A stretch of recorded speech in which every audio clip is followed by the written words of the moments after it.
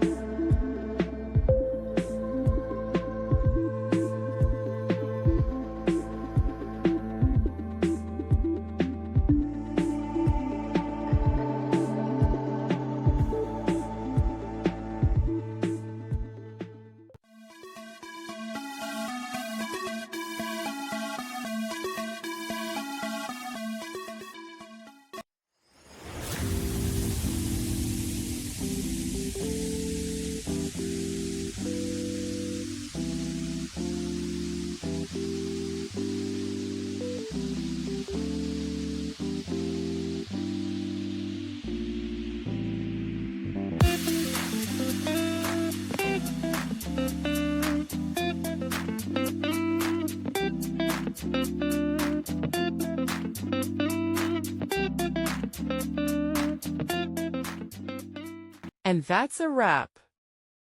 I hope you found the answer you were looking for. If you did, take a second to hit that subscribe button. It really helps out. And let me know in the comments which solution worked best for you. See you next time in the debug zone.